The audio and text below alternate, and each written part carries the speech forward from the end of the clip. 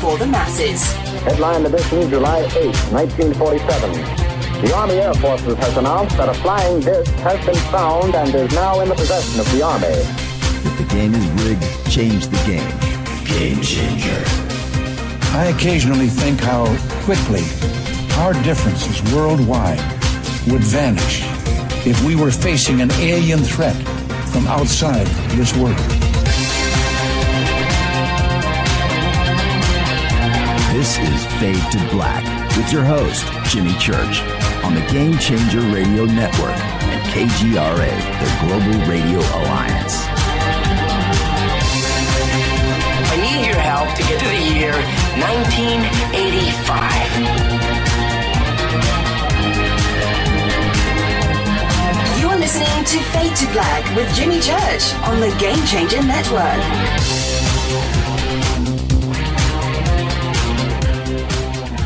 Good evening. Fade to Black.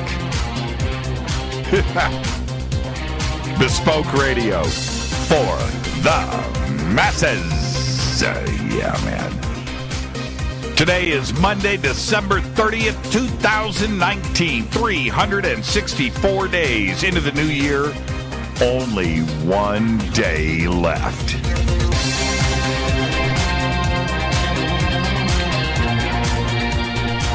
We are live from a bunker somewhere in the middle of beautiful downtown Burbank, California. And I would like to welcome everybody listening all around the world, all across the United States, hither and thither, to and fro, back and forth, up and down, east and west, north and south, far and near.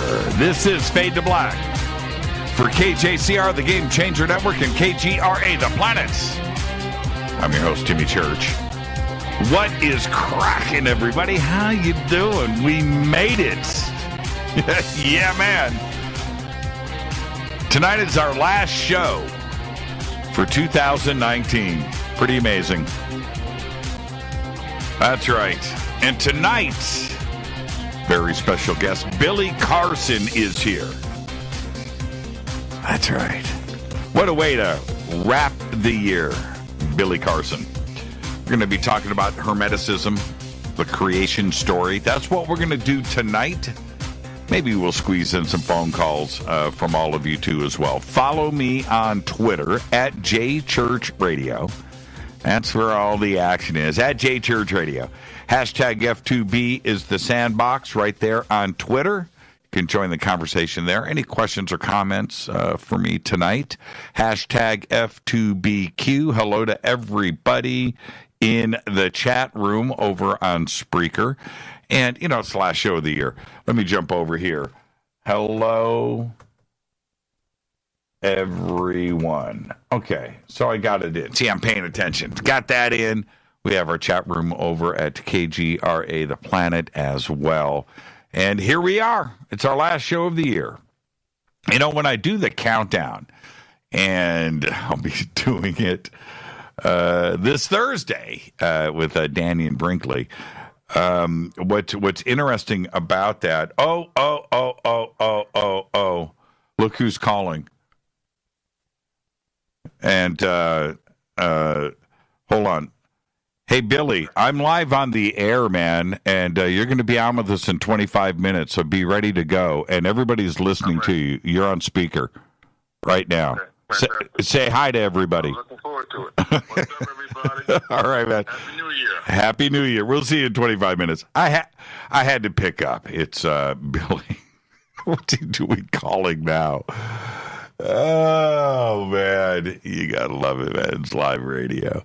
There you go. All right. So follow me on Twitter at JChurchRadio. And you can also email throughout the show, Jimmy at JimmyChurchRadio.com. And, wow. What a blur of a week it has been. And here we are.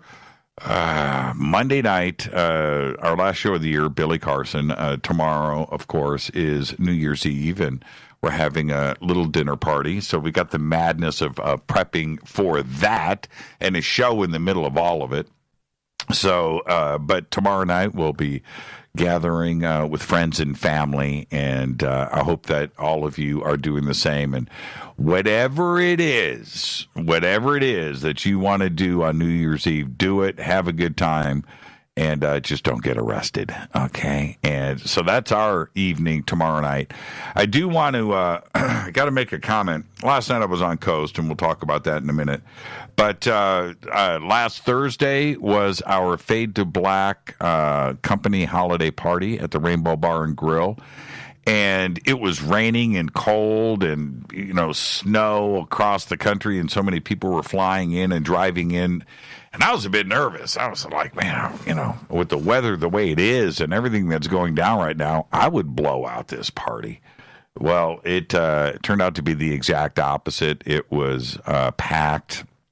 And to hang out with all of you was just amazing. Rita had the most amazing, perfect evening, and it was just so much fun. And so for all of you that was there, okay, thank you. It was a perfect night. We left the Rainbow at 2 a.m. We closed that joint, man. We closed it. And I think as the last, it was Corby Waste. Corby was with us to the bitter end, but it was a lot of fun. And so for all of you that were there, thank you. It was perfect, and I can't imagine what it's going to be like next year at the Rainbow Bar and Grill. And tonight, Billy Carson joins us, and we're going to have a full discussion on Hermetisism and the creation story. Billy is the co-founder of the founder of Forbidden Knowledge, the author of the Compendium of the Emerald Tablets, and he's an expert host on Deep Space, the original streaming series on Gaia. And Billy has amassed in social media over 2 million followers. And not only is he the founder of Forbidden Knowledge Incorporated and the best-selling author of the Emerald Tablets, he's an expert host, and he's a television personality. He's got a couple of TV series out now. He's also the host over at Ancient Civilizations on Gaia, and he is the CEO of First Class Space Agency based in Fort Lauderdale, Florida, and his space agency is involved in research and development of alternative propulsion systems and zero-point energy devices, and he's also the founder of Pantheon Elite Records, and recently Mr. Carson earned the Certificate of Science with an emphasis on neuroscience at MIT. His website is forbiddenknowledge.com, and I would like to welcome back to Fade to Black, Billy Carson. Billy, I just saw you a couple of days ago, man. Yeah, man. How you doing? I'm fantastic, man. I'm still rolling. Since you saw me, I haven't stopped yet. Yeah, neither have I. And you know what's funny? For everybody out there, Billy, of course, flew out here to Los Angeles for our holiday party, but he was also taping and doing stuff here in town. And then we also did some taping for his new documentary on the Black Knight satellite. So we did that after the party. Then last night I hosted Coast to Coast. You were out here working, flew back to Florida, and here we are tonight. We haven't stopped. We haven't I haven't come up for air. It's been pretty wild. This is what it takes, though, man. To be elite of the elite in your field, it takes this kind of dedication and work ethic, and just drive and determination to get things done, completed. And we never get satisfied with just one project here or one project there. We're always looking, to push ourselves to the limit to come up with more information and content that's going to help the general population of the world. I asked somebody a couple of years ago, a celebrity of note who is always busy, right? It's just always, never a day off, never, and I said, man, it's getting pretty nutty. I used to enjoy my weekends off. And he said, man, never stop. Never take your foot off the gas. Never, ever. Don't say no. Just keep moving forward. It's what you do. Never forget that. And it's words of advice, that's it. Right. That's it, man. I mean, and plus, that's going to keep our brains functioning properly. That's going to keep, because the brain is like a muscle. If you don't exercise it, it'll definitely go soft. And, so I think that, this is going to help us overcome a lot of potential mental issues as well. Well, I don't know. Today I feel pretty soft. Don't tell that to anybody. I feel pretty soft.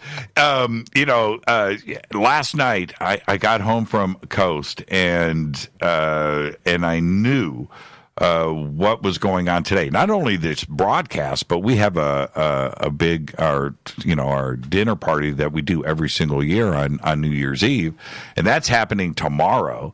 I had workers over at the house the first thing this morning doing stuff, some things, and that's it, man. I had a few hours sleep, and I had to absolutely get through today and get to this broadcast and I'm just like, man, and we're not done. And as soon as this is the thing, Billy, this is what's crazy. With our family, New Year's is like the biggest day of the year, right? It's a huge day. And so we have our party tomorrow night. Then New Year's Day, we drive from house to house to house, dinner, right? And that's what we have to do. And then what happens on Thursday? Another Fade to Black broadcast, right? Yeah. Just like, oh man, you just got to get through it. You got to get through it. So I wanted to ask you this before we get started. In my opening comments tonight, last night when I got home from Coast, I was, in the dark, and I'm closing my eyes. Rita's asleep, and this weird vision popped in my head, and this was the vision. If E.T. showed up, and they probably did, but if E.T. showed up in like 1850 and saw the United States in the middle of cowboys and Indians, right? Mm-hmm. Cowboys and Indians, wagon trains, horses, the most technology that we had at that moment, if they came down and saw us, we had fire, right? That's the wheel, right? That's what they would have seen. Mm-hmm. And what would they have thought, where we were with technology? Because as I'm going through that vision, I'm imagining if we went to another planet, right, we're interstellar, and we come across a planet with signs of life, and we go and we see that, right, where that civilization had fire. That's it. Mm-hmm. No electricity, no internet, no fun, fire, man. Yeah, they're looking like, whoa, we caught a civilization at a very low stage of development, and I would, if I was that race of beings, I would probably want to set up shop and observe and watch. As a matter of fact, that's what Thoth the Atlantean claims to have done in his writings, that he would travel to other planets and watch civilizations rise and fall. And I could see that. I mean, I could really see something like that. There's probably obviously some type of a prime directive that most of these species operate under. Right. So they wouldn't directly interact with a race of beings at a lower level of civilization. But obviously that has been broken. Laws are made to be broken, obviously, because we can see evidence that wasn't followed all the way. Sure. And would it be like something like, we're going to come back in about 1 million years. You guys have got a long ways to go, because you don't know how quick those developments are going to happen, or if they're going to happen at all, right? Yeah. And for us, what we did between 1850 and 1950, what we did between 1900 and 1950, that was an incredible jump of technology. I mean, we couldn't even keep up with ourselves. And I'm talking about the splitting of the atom, electricity, audio, stereo, radio. You know, between in 60 years, we went from vaudeville, right? Yeah. The Catskills. We went from vaudeville with gas lamps lighting up the stages, right? No electricity. I mean, there was electricity, but it wasn't like what we're thinking. And in 60 years, we went from vaudeville, Broadway, no electric guitars, all the way to Jimi Hendrix and Led Zeppelin in 1969. Right? Yeah. Think about that compression of technology. We went to the moon. We did all of these things in 60 years. You know, and you just can't predict how a civilization is going to advance. You know, and what if certain things didn't happen? Would we just still be dealing with fire today? Right. Exactly. There's these sparks that come out of the darkness inside the minds of the people that are inhabiting these avatar bodies that we have. And maybe a few interjections here and there from some of these advanced beings, a couple of hints and tips, and then those are followed up. And, next thing you know, they develop into full-blown technologies. And like you say, we go from a carriage and horse all the way to the moon, and they're even sending remote control cars to Mars in the 70s, So it's really amazing what we've been able to accomplish in such a short period of time. But during my studies and research, I found out that the Arabs were on such fast track of technology that if it wasn't for the Inquisitions, we would have been on the moon, or they would have been on the moon in the 1800s. Yeah, I've thought the same thing about Egypt and the way things were at 3000 BC and how advanced they were. Mesopotamia, too. You can't take ancient Sumer out of the mix. But all of the things that make a civilization upright and correct. I'm talking about paved roads and agriculture and math and science and music and written communications and all of that, right? Religion and government and structure. Everything was in place. Laws, schools, right? Everything was there. It seems that they hit some kind of entropy, or something happened where they came unglued, and so did Greece, so did Rome.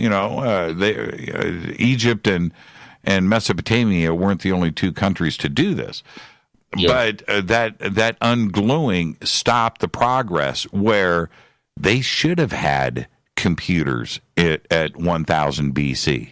They should have been going to the moon by 1000 BC, because we went from fire and steam and no technology. In 100 years we were on the moon.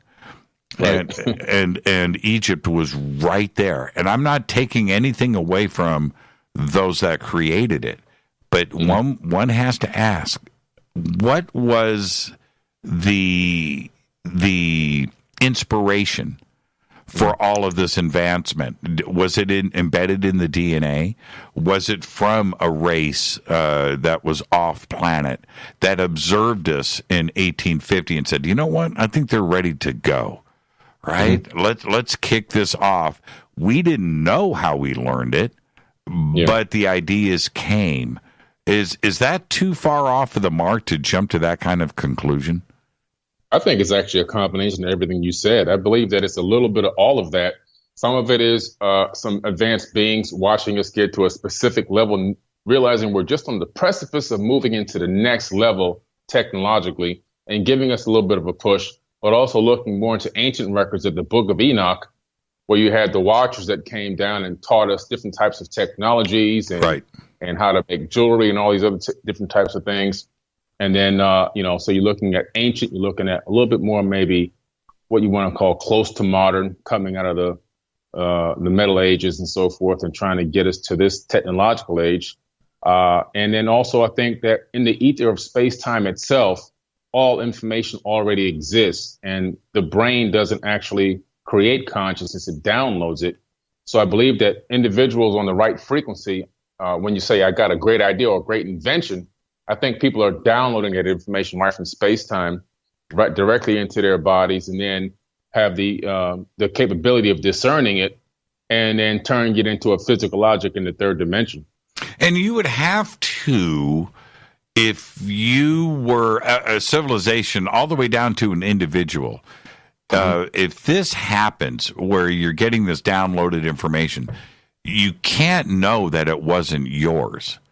You would have to believe that it was you or, the people of Earth that came up with this so it doesn't distort or undo the way that you're progressing, right? If you find out that you were helped and it came from off planet, then that negates it and may even stagnate the development of everything because it takes you off focus. You would have to think focus. It makes you think that, I got to worship somebody to give me some more information. Exactly. Yeah. Exactly. And it kind of comes down to the prime directive again, right? So if you're being taught this, you have to think that it's your own original thought. And so you would have to be taught in a way or shown this information in a way that is not disruptive. It's not going to be a TV screen, right? It's not going to be some secret text or books or blueprints. It would have to come in another form, maybe programmed into our DNA. Oh, absolutely. And when you look at the DNA and how it stores memory, like I said many times, 1 gram of DNA can store 433 petabytes of data, which is an enormous amount of data in one drop. And so a human body can store 13.5 billion years of data, which is ironically the same age as the universe itself.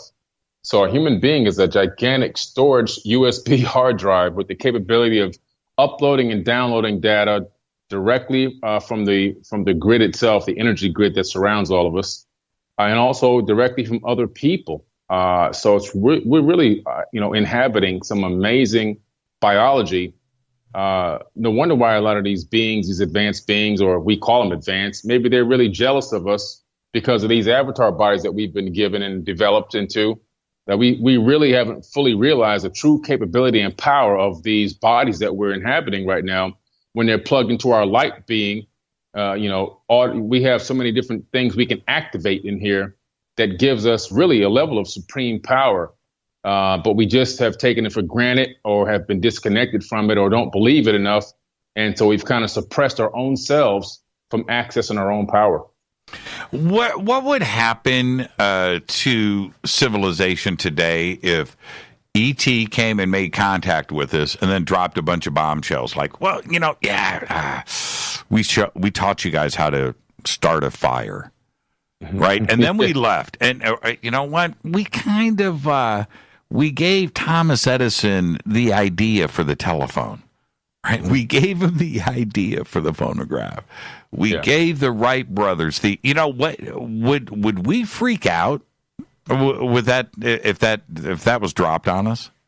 I think right now 50% of the people would go, I knew it, and then the other 50% would be like saying, you're Satan, some crazy thing like that. So I think half the world is probably ready for that and the other half isn't. And it's so possible that it what you're talking about, because when you look at some of the history of science and some of the things we've done all the way back in the late 60s and early 70s, being able to transmit frequencies into the brains of animals and controlling them. And modern day biology, we found out that we can even transmit information, or the U.S. military found they can transmit information, voices, directly on frequencies into somebody's head from miles away even. So they can actually make you think you're hearing voices and being told things and being told and given information without you even seeing anybody within miles. So this is real technology that exists that we possess. Can you imagine what a civilization a million years ahead can do? Well, and that's what we are trying desperately as a civilization today, as a planet. We are desperately trying to find signs of life out there. That is the focus of everything with exoplanets and fast radio burst and everything. That any sign of high technology, that's what we're doing. E.T. is doing the exact same thing, and they have found this planet a long time ago. And they knew that this, not only that we had life, but that things were going to progress here, and they needed to keep an eye on us. Because if we saw, and, we're looking at Europa, right here in our own solar system, right? We're looking at a moon of Jupiter, so excited about, if we're going to find life in our own solar system, it's going to be right there on Europa. It might be on Mars and maybe even on the moon and other, but that's what we're doing, and we're focused on it.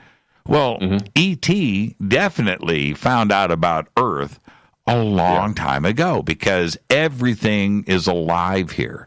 You can't stop life from happening on Earth. Right. We've had near extinction events so many times, and a couple of days later, everything grows back.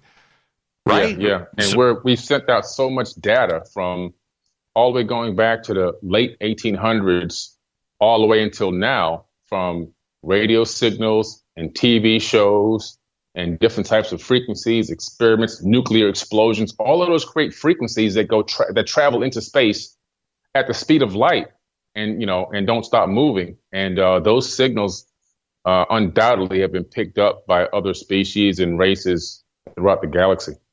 And and I want to move on. We're going to be discussing Hermeticism and the creation story tonight. It's going to be a great conversation, and we're leading into that. What would the impact be of our earliest television programming that's going out, that went out like, the Three Stooges, right? Right. I Love Lucy. Right. And that's what they see. They may not necessarily see the evening news. I don't know how much science programming was broadcast out, but certainly the earliest stuff that was on television was comedy. And if that's what's getting to them first, what do they think of us? Right. Well, they hopefully they think we got a great sense of humor, but they're really probably analyzing the archaic technology that we're using to establish what type of civilization we are. Are we type 0, type 1, type 2? Right. And so based off of that, they're probably looking at it more as an analytical situation, and maybe slightly as anthropology, to kind of judge and see what we are and how our customs are and so forth, and what we like to do and what we, but probably more on a level of just trying to analyze where we are technologically to see if we potentially could be a threat to the galaxy or not at some point.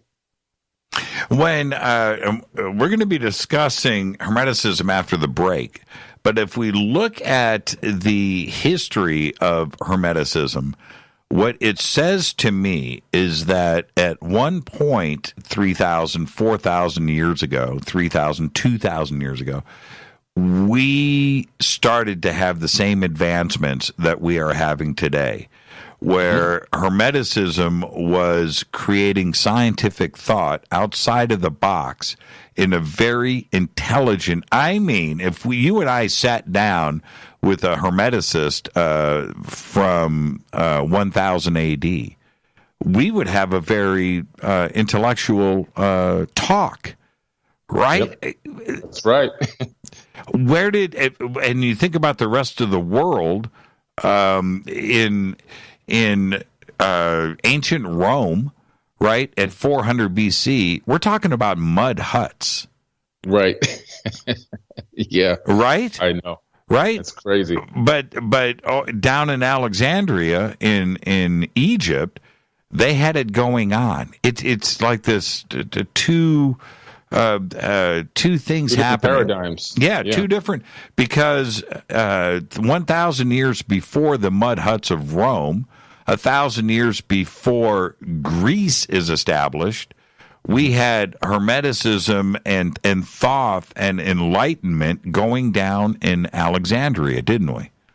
Oh, absolutely. And they covered everything from metaphysics to quantum physics, quantum mechanics, esoteric wisdom, technology. It was just off the charts. Absolutely off the charts. And what's really amazing, when you analyze the time periods of BC to the same time period of AD, you can start to see a lot of similarities. It's almost like we're in a time loop in a way. Let's get ready for our break. When we come back, we'll get into the creation story and the foundation of Hermeticism, because it ended up very quickly going around the globe. Right, yeah. People were going back to where they came from Egypt with what they learned and took it globally, didn't they? Oh, absolutely. That's why it ended up in so many different religious texts all around the world. It's a fascinating subject and a great way for us to wrap up 2019. Pretty nuts, isn't it, that we got through 2019 and now we're getting ready to go into 2020. I would have never thought we would make it, but we did. So let's hang on. Let's take a quick break right here. This is Fade to Black. This is our last show of 2019, and we're spending it with Billy Carson. Stay right there. This is Fade to Black and the Game Changer Network and KGRA, The Planet. I'm your host, Jimmy Church. Follow me on Twitter at JChurchRadio. You can follow Billy Carson at Forbidden Knowledge right there on Twitter. We'll be right back. Stay with us.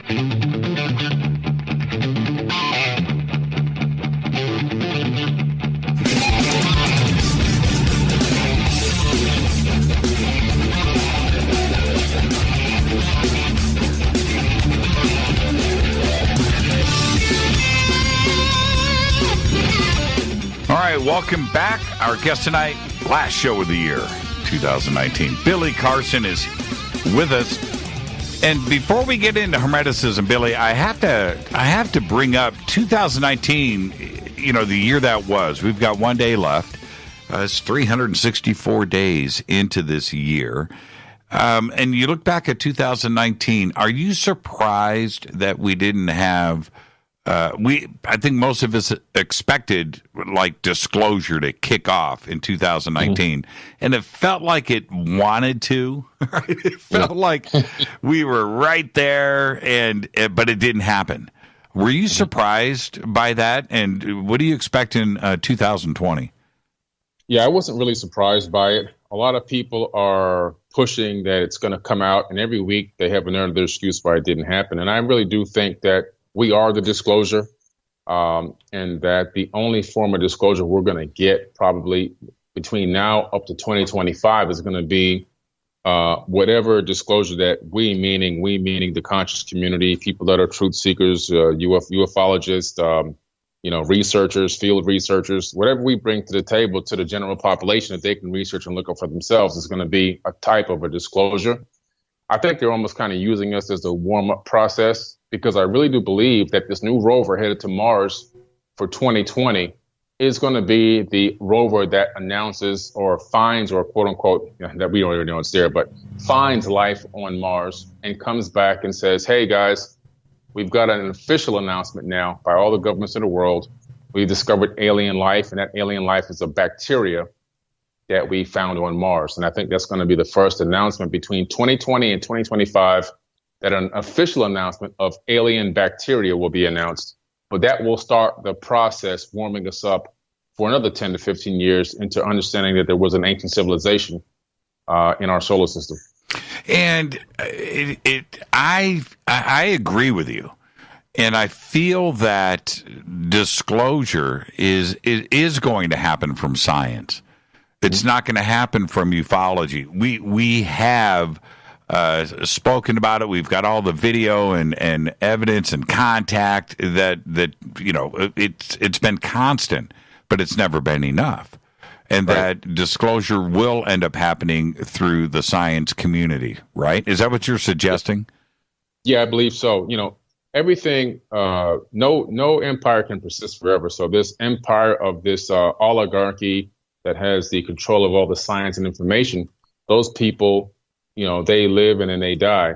And eventually some of these people, which I think we have some of now, that are moving up into the ranks of science, that are a little bit more conscious and understand and really want mankind to advance past this archaic mindset, are going to be bringing forth a lot of these new developments and discoveries but still under under a trickle down effect, but still getting more information than we've ever had before in the past.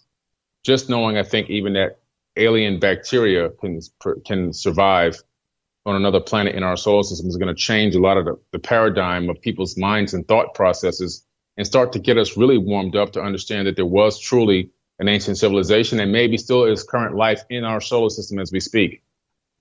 Moving on to, and thank you for that.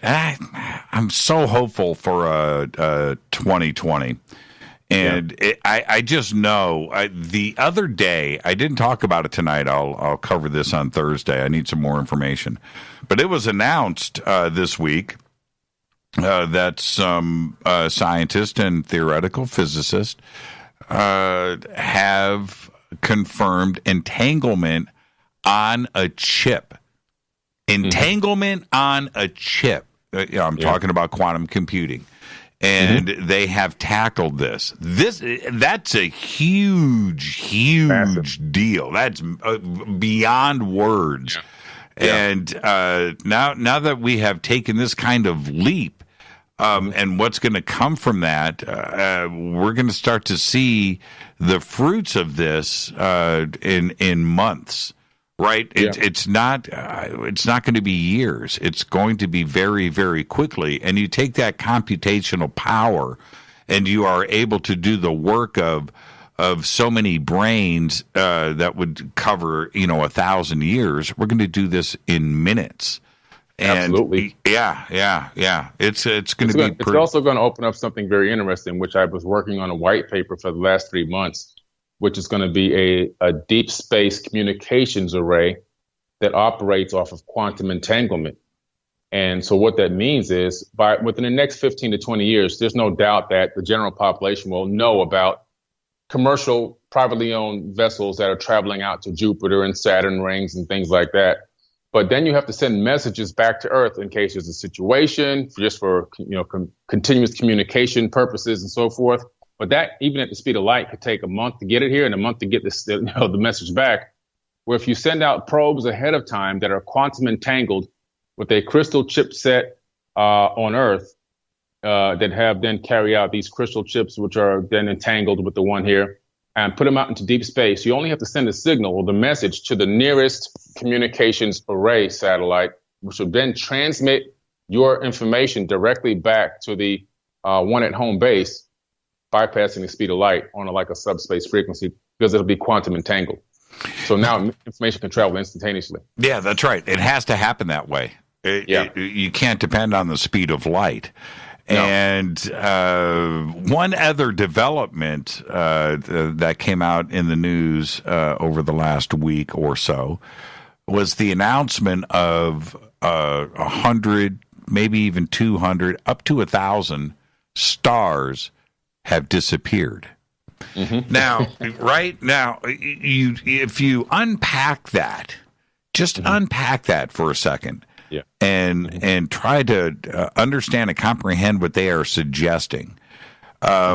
Disappearing stars is a heavy enough thought, but I'm thinking Dyson spheres. Yes, I'm exactly thinking they are. Right. They didn't disappear; they've been enclosed. Right, yep. They have been dimmed. Mm-hmm. Isn't that interesting? That's really interesting, but that's more evidence of different civilizations reaching that type 2 level. And, so you can see the evidence of that just looking out at the stars, which is one of the things we're going to talk about in the Black Knight satellite documentary that we were working on, and the Epsilon Boötis constellation. The fact that there could be a cloaked advanced civilization out there cloaking stars, because there's a huge void.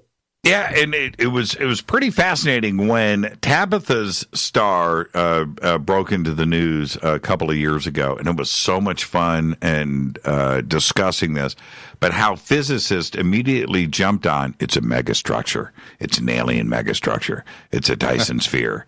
Well, they didn't have any problems jumping to that conclusion so quickly. Right. And that was with one star where we've seen these changes. Now they are trying to track 100 to 200 disappearing stars. Right. And I just wonder how quick it's going to be before the science community starts talking about Dyson spheres again. Mm-hmm. Yeah. They need to start talking about it now because that's the evidence. We've just now reached the technological level to be able to see and track and save the information in the sky and then go back and say, oh, wait a minute, this is gone now?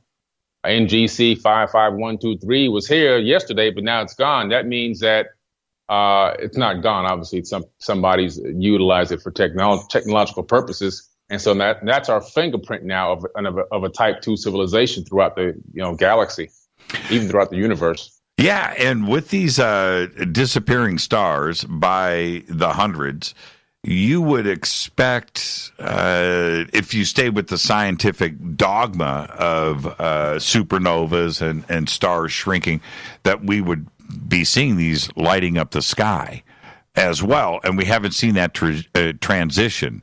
They went from being there to not being there. Yeah. I'm just blown away by this. That's the star energy being manipulated for the advancement of a civilization. Yeah, what do you do as if you're an astronomer, right? And you're booking telescope, observatory time. It's very difficult to do. And you've photographed a slice of the sky and you're looking at it, and then you go back a year later and you're jumping on and you're going back to your point of study in the universe, and the stars are gone. Right. Well, what as an astronomer, what do you think? Do you have to go to the alien side of things and away from a collapsing star and the normal things that physics and chemistry present and math to the other side, which is it could be a Dyson sphere, it could be a type 2, type 3 civilization that is taking over a section of the galaxy. Yeah, absolutely.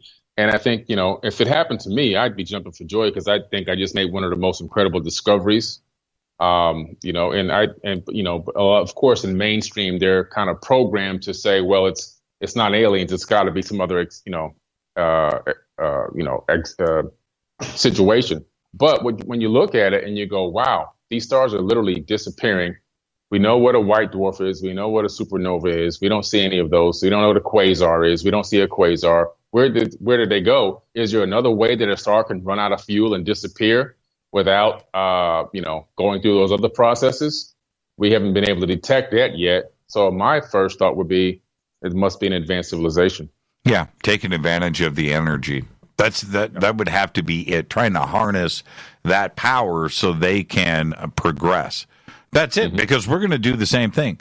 We have to do the same thing here if we are going to continue to expand and advance. It's the only answer.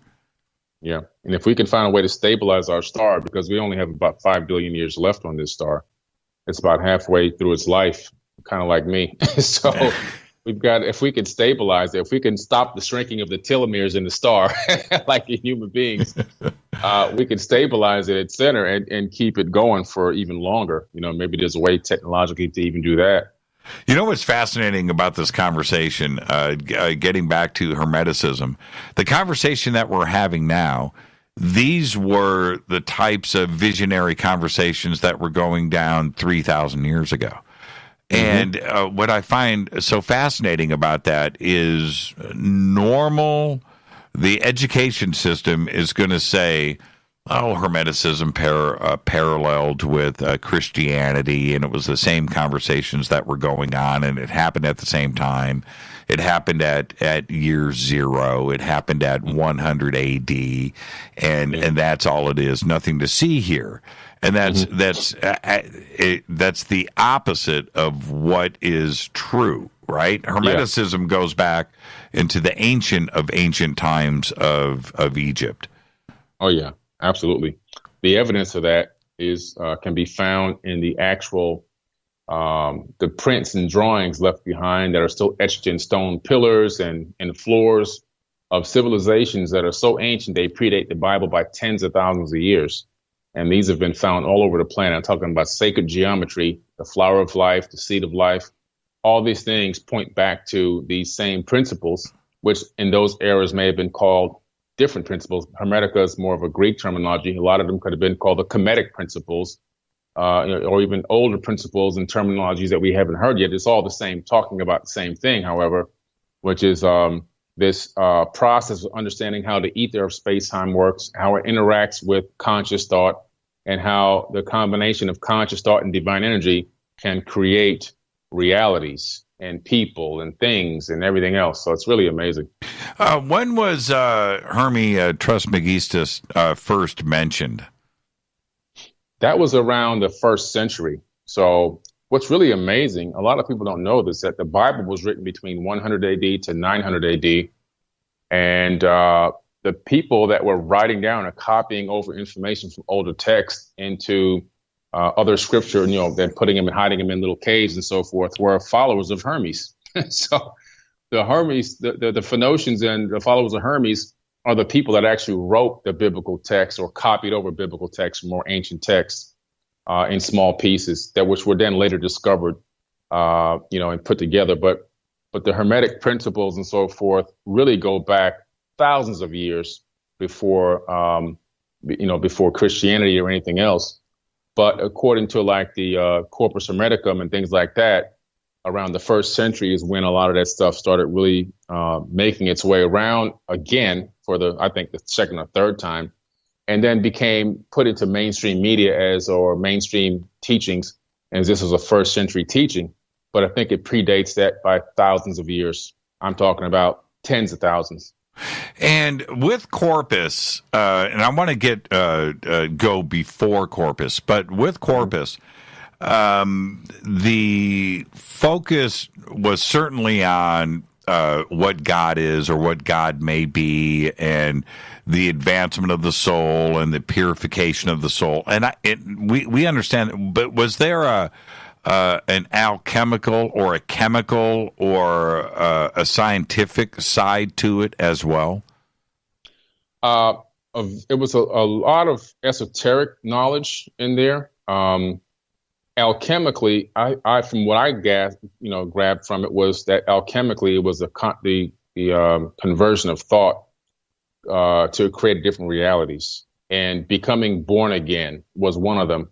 So one of the biggest things that's taught in the Corpus is that the whole thing that Jesus talks about in the New Testament of the Bible, being born again and all this of the Spirit and everything else, that was already talked about in these Hermetic teachings. But the Corpus is talking specifically about how to become born again by changing the way you think, see, feel, understand the world, how you feel about others, operating in unconditional love, and then elevating yourself consciously to another level, which is a form of alchemy, spiritual alchemy, where you're actually reprogramming yourself in a way that you envision and see yourself and the universe. And by that method, you then have the capability of transcending death. That's really what it was about, and from what I took from it. And with Corpus, coming around in the 1st and 2nd century, and these concepts, they were all pretty solidly based on 3,000-year-old text with the ancient gods and the demigods of Egypt, where all of these principles were pretty firm at 2,500 to 3,000 BC from ancient text that predated even that. Right. And so was it with the Bible and what was written, was it just repeated from what was already pretty solid from 3,000 years prior? Oh, absolutely. There's no doubt about it. A lot of people confuse the Bible with being written in real time, when in true reality, the Bible is a hodgepodge of ancient texts and scriptures and papyruses from around the world that had been discovered and then kind of pieced together and plagiarized in certain areas, and some areas just completely added all together. But the majority of the Bible can be found in the Emerald Tablets of Thoth. You can find it in the Enuma Elish and the 7 Tablets of Creation, the Epic of Gilgamesh, the Atrahasis epic, the Mahabharata, the Egyptian Book of the Dead, which is really the Egyptian Book of Going Forth by Day, the Gospel of the Holy 12. Just so many scripts out there that, and texts and cylinder scrolls as well, that really make up the majority of what we call the modern day Bible, where they just took pieces that they liked and things that they didn't like, they just kept out. Like the Book of Enoch, even though Enoch was so elevated in terms of who he was, his stature and his civilization, that he was mentioned in the Bible, but the book that he wrote or that that mentions him, he didn't write it, but the book that mentions him was left out. How is it that, Billy, that at 2500 BC, and I'm only going there because that's a pretty solid, established, documented period of history, right? That our educational system is always going to refer to. So if we, at 2500 BC, how is it that when the rest of the world was right in the middle of the Stone Age, not dealing with metals, it's Stone Age, crawling around in the dirt, foraging for seeds, right? I mean, the rest of the world. Greece isn't for another 2,000 years, right? 2,000 years. This country of ours is 250 years old, right? How is it that at 2500 BC, these concepts of not only metallurgy, but of parallel worlds, of dimensions, of gods, of knowledge, of math, everything, the soul, consciousness, all of these concepts were real and very advanced. How is that possible? Yeah, so basically what happens, if you look at the ancient tablets, in particular, the Atrahasis epic and the Enuma Elish, those are really two good ones to go back on because they really go back a great deal of time. You discover that there was an advanced civilization on this planet hundreds of thousands of years ago, literally hundreds of thousands. Now, when you look at the Emerald Tablets, it's another flood story in there. Right at the beginning of the Emerald Tablet number 1, there's a flood story, and the waters just starting to reside around the world. Temples that were built, ancient temples and so forth, are starting to come back up out of the mud and everything else. So what happened was we had a major geological disaster on this planet at a point in time that's been recorded in every civilization on every single continent. And because of that, we literally had fallen back down into the Stone Ages. Thoth, the Atlantean, or you want to call him Hermes Trismegistus, Thrice the Great, whatever you want to call him, he was ordered to bring mankind back up to a higher level of civilization, which he then went to the land of Chem, which is where we get alchemy and chemistry. And that is ancient Egypt before it was called Egypt. That name is a fairly more recent name, in my opinion, but the ancient name is the land of Chem. So he went there to right after the flood to start bringing back civilization, teaching sciences and principles and everything else. And this is where the Egyptians, the dynastic Egyptians, inherited these principles and information and technology and knowledge and wisdom that had already been installed into their civilization and society long before they got to the dynastic era, long before. So what happens is that little area right there kind of was a little, a glimmer of light that it was while the rest of the world was in darkness. So you see other people still as cavemen and, trying to get back to the Copper Age and everything else, using chicken bones and stuff like that as tools. Meanwhile, in Egypt, they had already had the kickstart they needed from advanced beings and were moving at a very, very high pace. And they were handing that knowledge and wisdom down verbally and also through very secreted writings and different mystery schools and teachings for adept initiates and handing that information down while the rest of the world was still, like I said, using chicken bones as tools. So it's really amazing.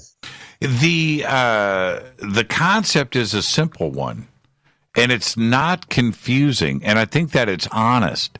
Why does the established education and professional system on this planet want to fight it?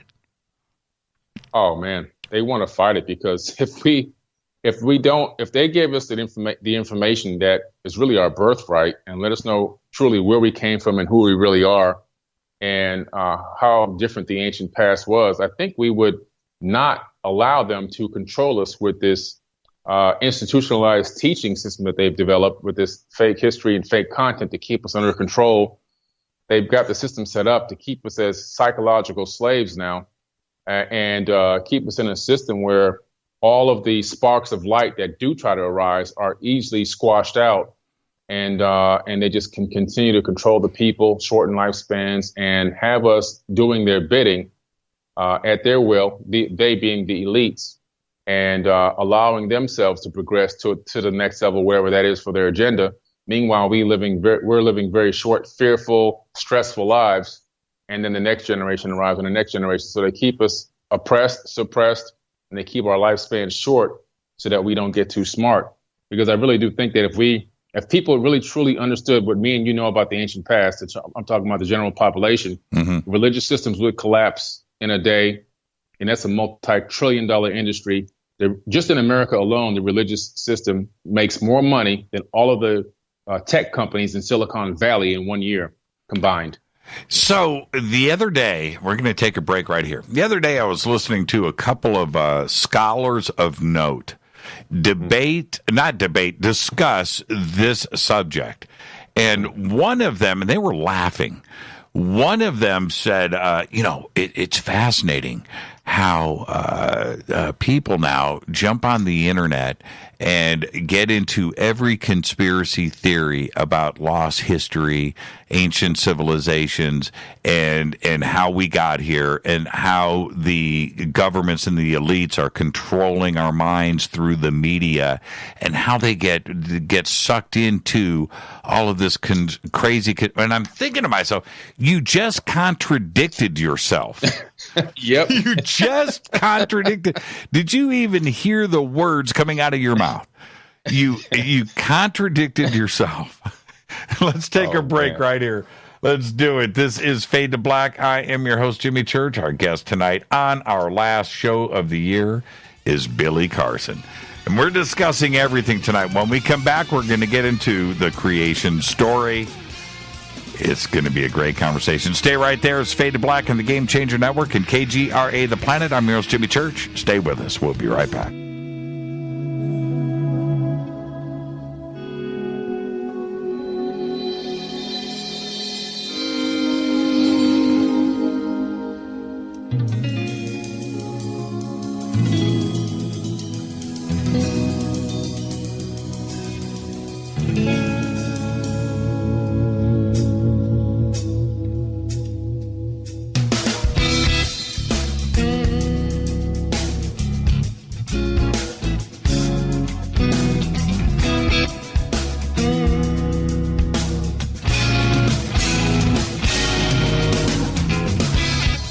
Welcome back, Fade to Black.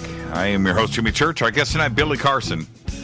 This is our last show for 2019, and we're discussing everything tonight from Hermetisism to the creation story.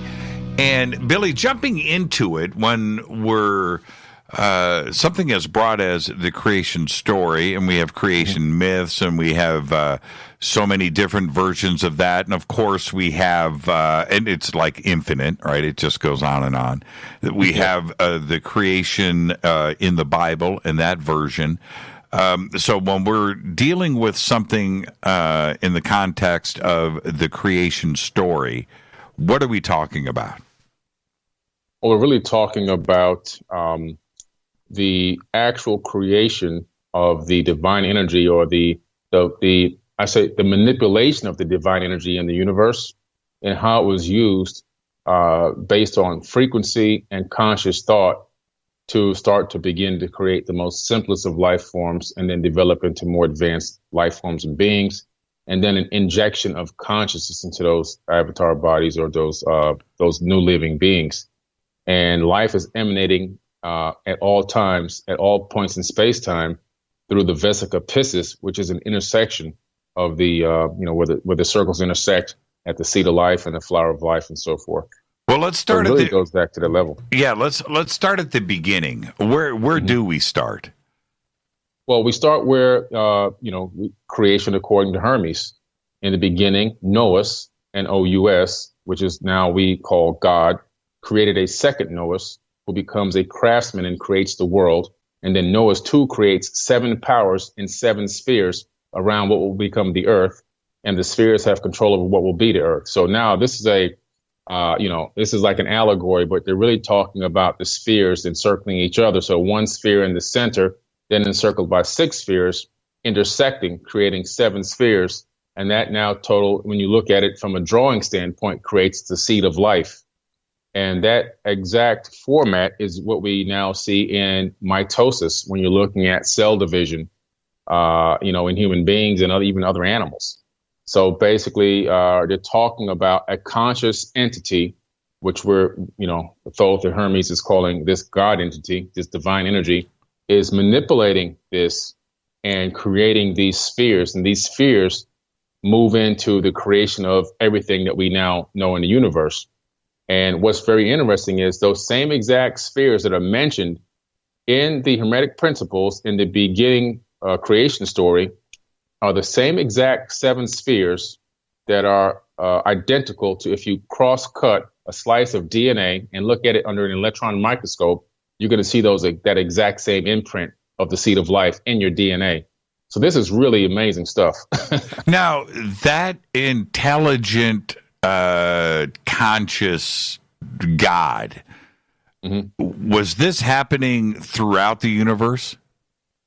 Yeah, this is a universal thing. So at the moment or the point that it was decided that this universe was going to become a place of creation, right?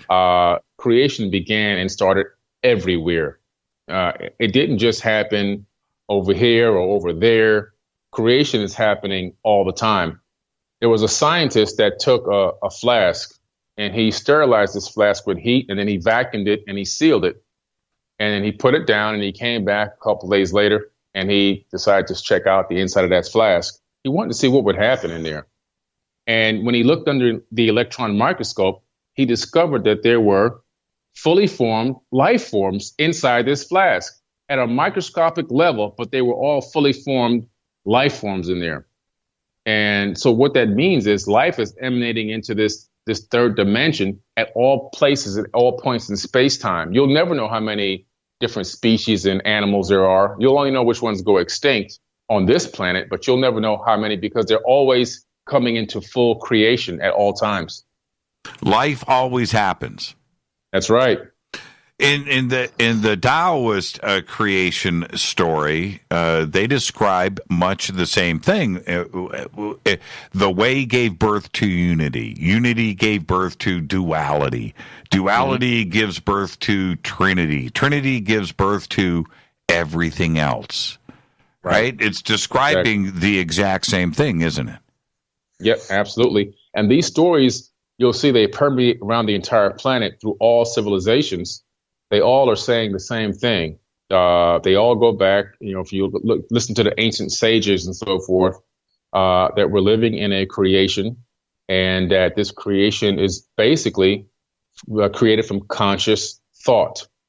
And as above, so below, you come to us, everything that we experience in this third dimension as part of our reality, that's what we call quote unquote man-made, is because of conscious thought.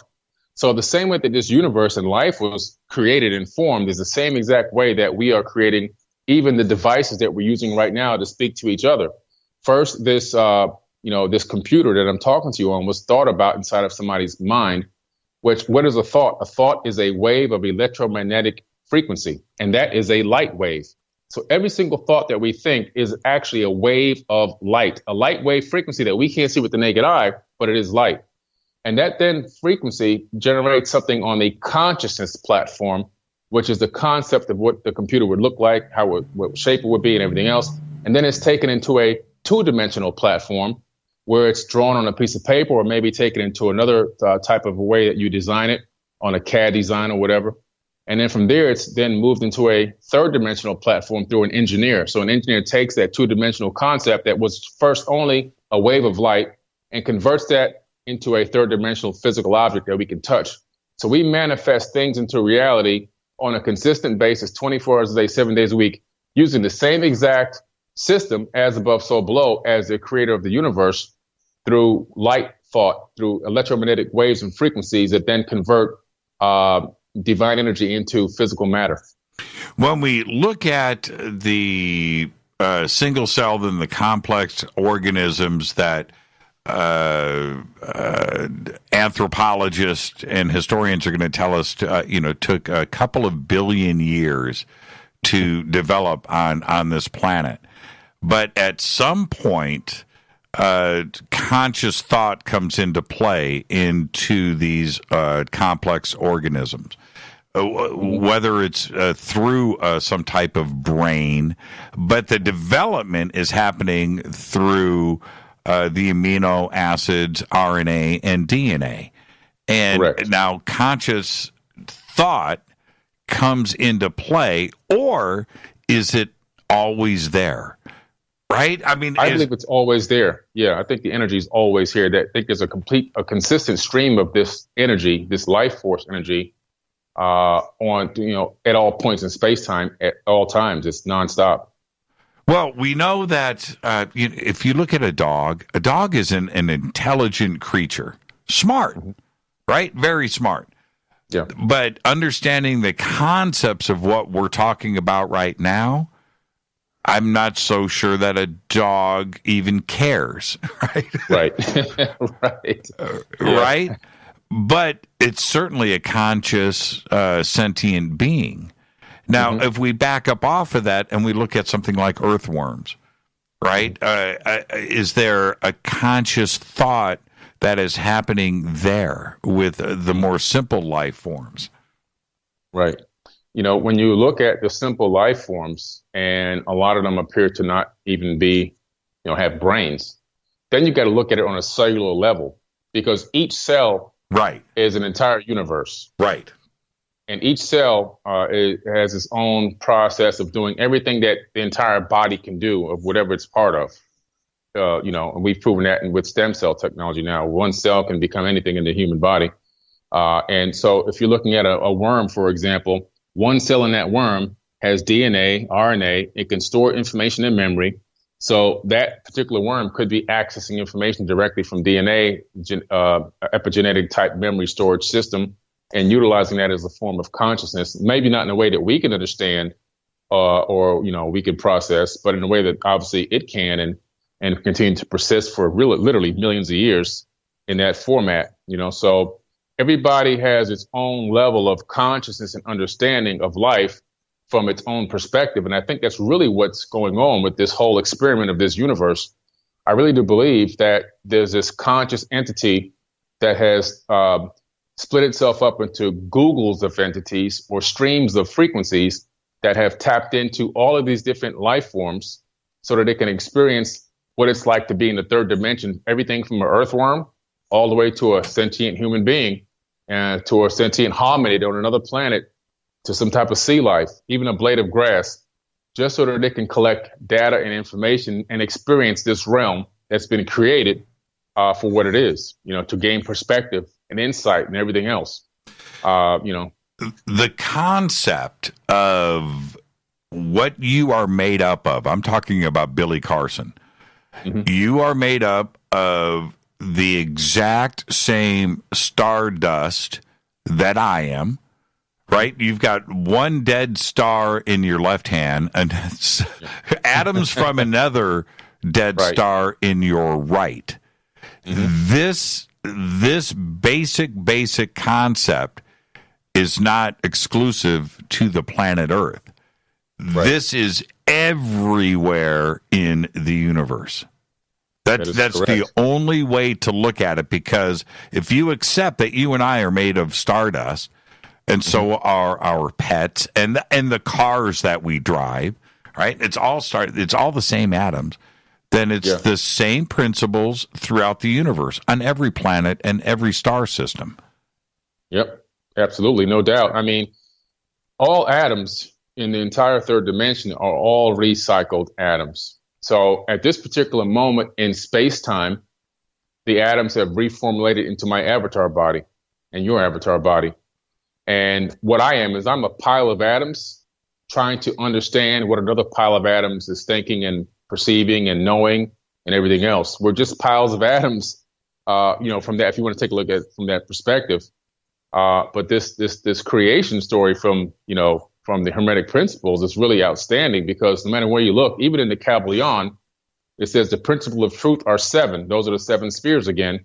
He who knows these understandingly passes the magic key, before whose touch all doors of the temple fly open. So no matter where you go, no matter where you look, you're going to find this same principle of creation with these spheres, these intersecting spheres, creating the seed of life, and how life emanates into the third dimension through the womb of the vesica piscis, which is where the intersections occur. And it's really amazing, because, like you say, those emanations created enough energy to power up stars, and they explode, and then stars died so that we can live. And if you ever questioned this concept, and I think it's all completely scientific fact, but take a deep breath, Billy, into the microphone. Just go and exhale for me. You just breathed the same oxygen as the builders of Göbekli Tepe 10,000 years ago. That's right, man. That is accurate. You're right. I was just thinking about that the other day. That is a scientific fact. Yeah. So creation and the creation story and these concepts are universal. The atoms don't go away. The particles don't go away. Energy doesn't die. It just moves on to something else. And it moves on to you and I today. That has to come from an intelligent mind. It wasn't by accident.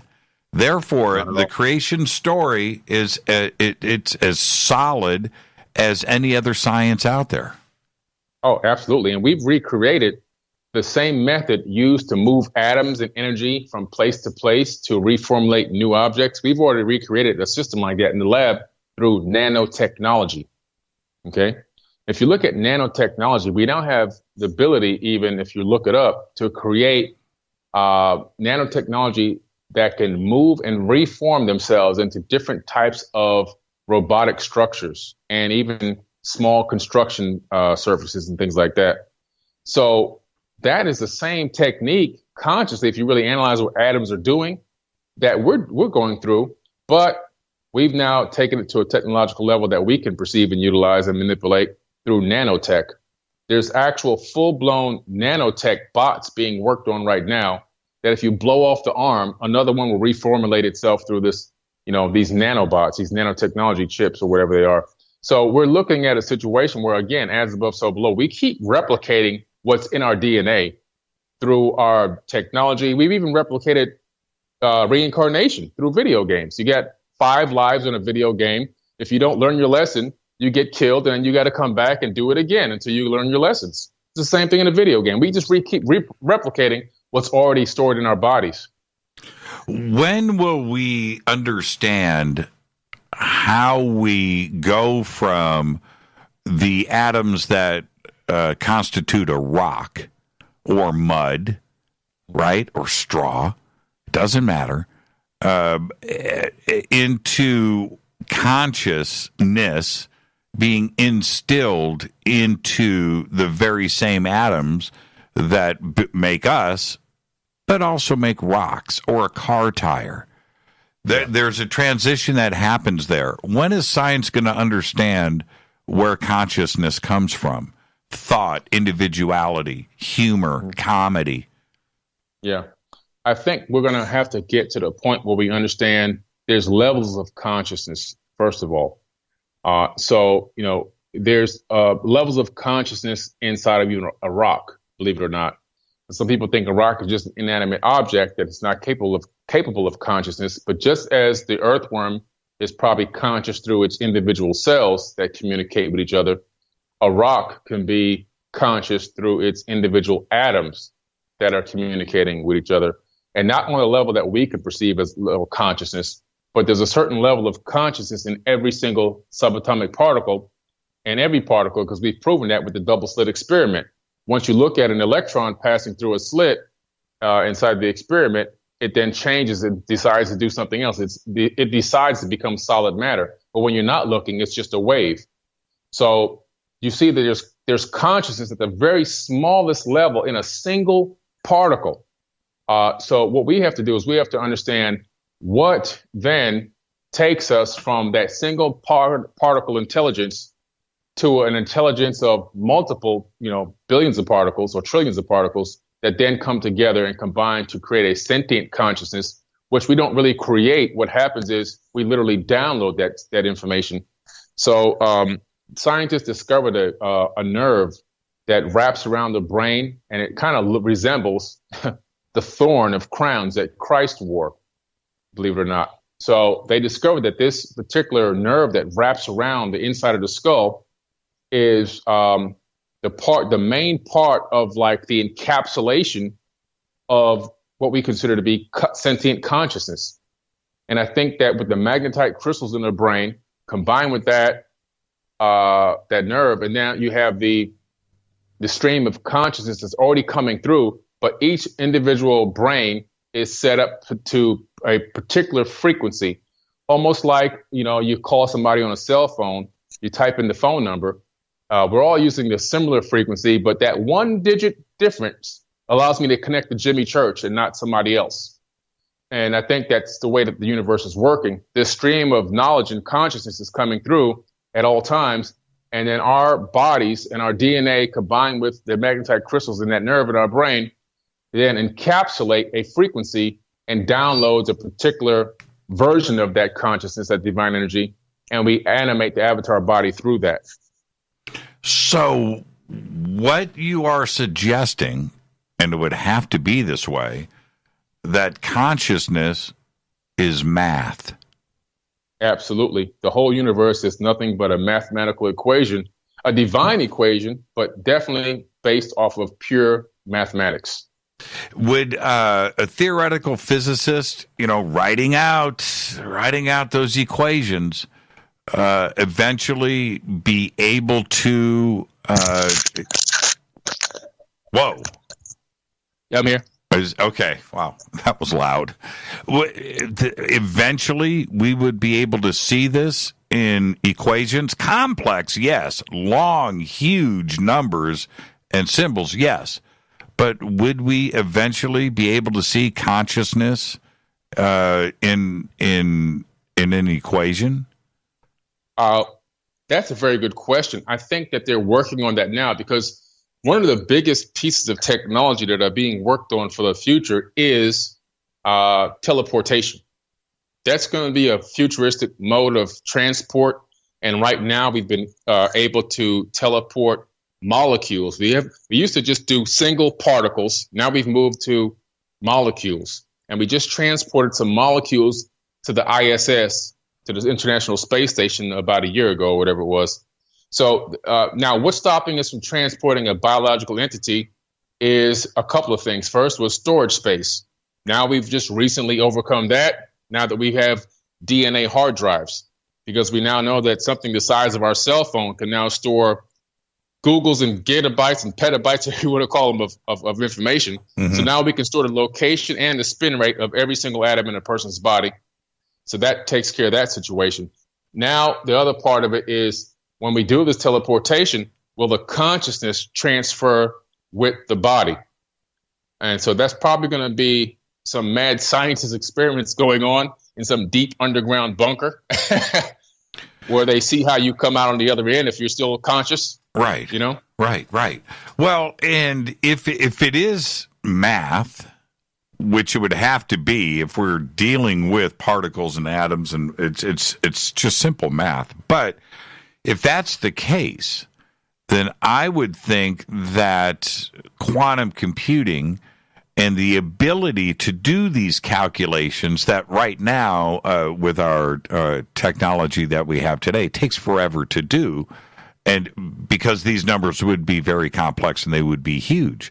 But if we could do this with a quantum computer, we could fundamentally establish consciousness as math and a way to work through it and now understand where it is in the universe, in our brains, where it goes afterwards.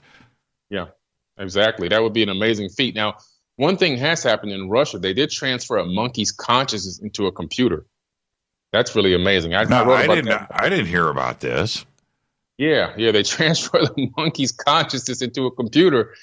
I mean, that's part of the 2045 project. Their first goal was to do that. The second goal was to transfer a human consciousness into a robot, which that was supposed to be back in 2015, I believe. They probably have done that already. I haven't heard anything new about it. And then by 2045, the ultimate goal is to be able to transfer consciousness into a cloned avatar created from stem cells from the person's body. Yeah. Ray Kurzweil, that's the date that Ray Kurzweil has been floating, 2045. He said it could happen as early as 2018. But I'll tell you something really funny about all of this. We had Michio Kaku on the show, a number of years ago. But the one thing that I feel like he let it slip, he said on this program, he said DARPA is already uploading and downloading consciousness onto computers, that they've already got the interface done. And it was interesting how he said it because nobody else is talking about it, right? But you know that the focus with Sandia and DARPA and Elon Musk has been this neural interface.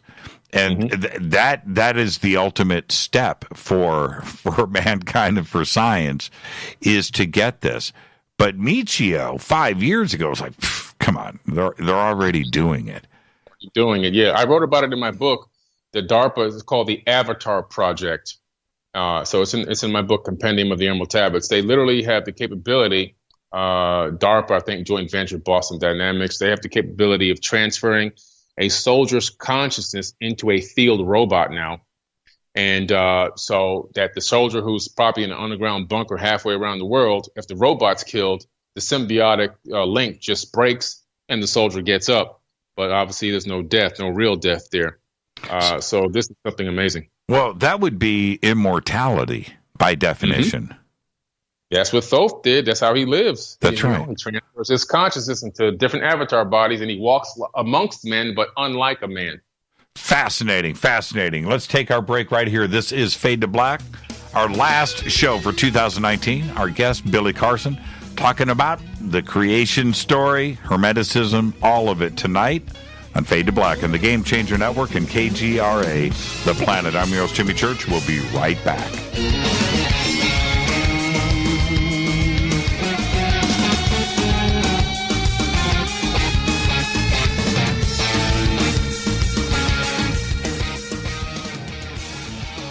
All right, welcome back. Fade to Black. I'm your host, Jimmy Church. Tonight, Billy Carson. Wow, I didn't hit the cough button in time. Sorry about that, Billy. I just coughed right into the microphone. It happens. It happens, my man. What do we do when we are talking about the creation story, and certainly tying it to hard science and math and physics and quantum physics, that of course everything is related. But then you have the anti-scientists that are going to say that consciousness is just an accident, that there is no intelligent creation of anything, be it God or something else, that this was all just particles combining and we're here today. There's nothing to this concept. What do we, and I'm talking about like Richard Dawkins or Lawrence Krauss and these intellectuals that have big followings, but when you die, you just become part of evolution. You just become cosmic dust and dirt. Yeah, they're unfortunately, they're probably going to be sent back into the reincarnation cycle with no memory because they got to come back and learn their lessons all over again. Nikola Tesla said it the best. The day science begins to study non-physical phenomena, it will make more progress in 1 decade than in all the previous centuries of its existence. And that's what they need to understand. We are multidimensional beings, and science and spirituality actually go hand in hand. Science and quantum mechanics and fractal, the Mandelbrot set and phi and pi and all of that stuff can actually describe what's happening in the spiritual realms and multidimensional realms. So once we begin to study that and understand how things operate, is one of the things I utilize in my classes when I'm teaching in my workshops, is I back everything up with science, even though I'm talking about spirituality, so that people can understand the process of how things work. So everybody on this listening right now probably knows there are multiplication tables, or at least I hope they do. But how do you learn them? You learn them by memory. So you just said, okay, 2 times 2, 4 times 4, 6 times 6. You just remember the answer. But if I went to you and said, how come 2 times 2 is 4? How come 3 times, you couldn't give me the answer of why. Explain the process that gets us to that endpoint. A lot of people couldn't do it. And so what's happened is in this world is we've memorized answers instead of knowing the exact process. And I think that's what happens with people that think the way that you were just describing. We've got to understand how spirituality works. And fundamentally, it works on mathematics, and it works off of sciences and physics and quantum mechanics and all of that combined together to get a good understanding of exactly when I say to you, manifest things into reality or operate in the law of attraction. Well, that can be explained by quantum mechanics and quantum physics.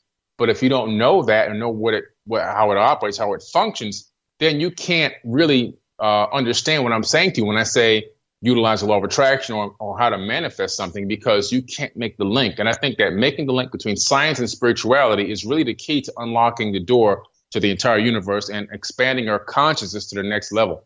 Now, okay, so if we go back to the 7 spheres and the basis of that, in that grand design, right, the 7 spheres, was it understood that you and I would eventually be talking on this show? Oh, absolutely. There's no doubt. Because when you look at mitosis and then take the as above, so below concept from the principles, you realize that it's a single cell, which is 1 sphere. And then, you have 2 cells through mitosis. But by the time you end up, at the 7th sphere, you're in the seed of life, then the fruit of life, then the flower of life. And inside of that, you have the capability now of creating an extremely complex being of many different formats and shapes and sizes and intellects and everything else, just through that very simple pattern of mitosis. So this mitosis format pattern is a specific type of a matrix programming that works on biological material and allows the universe to create groups of atoms that can intelligently think and reflect on itself. And that's literally what's happened. Did Thoth understand these concepts? And before you answer that, did Thoth base everything on going back to the Big Bang or immediately after the Big Bang? Was that part of this intelligent design, or did the Big Bang not happen and we're talking about something completely different? Right. Well, I definitely believe that Thoth, believed in these principles because he taught them. He was the main one that actually taught these principles for many eons, and not just the human beings on this planet. I believe he went around the galaxy, maybe even galaxies, teaching this information to many different civilizations. As he said, he would watch civilizations rise and fall, and that men in all worlds would fall into the darkness, but then rise again to seek the light. So he's seen this movie before. But in terms of the Big Bang, I think that the Big Bang is really what I would consider a white hole. It's not specifically mentioned in any ancient text as such, but it's where the energy emanates from, I believe, into this dimension and creates, the energetic pattern that we have here that we're able to utilize. And, in the creation myth, it's the beginning of astrology and planets and all this other stuff. But the original source of that, I really do believe, is this white hole of energy, almost like how when you turn on a video game, the entities in that video game have a big bang because you just turned on the power. That's a white hole. I think that the same exact thing happened here. Whoever created this universe, in my opinion, was an ancestor civilization above us, because I believe that there's many, many universes. And we ourselves are now creating our own universes. So I believe that that's what happened. And somebody turned the switch on, turned on this Mandelbrot set programming fractal code that allowed this movement of energy to format itself in a way that allows for the creation of sophisticated life forms and what we consider to be solid matter. Well, okay, so the combination of those particles, which is a finite possibility, it's not an infinite combination of particles, right? They combine only in a certain, it's a big number, but it only combines in a certain way. That basic, and I'm talking about the foundations of amino acids and sugars and complex sugars, which result into RNA, which then leads to DNA, and the transference of that data continues, genetically passes on that information, and life is created. Well, that concept, was it an accident in that particles are going to do what they're going to do? Or was there an ancient intelligence that has been around since forever that is doing this all the time? Yeah, I think this is an all the time thing because a creator never stops creating. Okay, right, so right. You're a musician, right? I mean, you love music.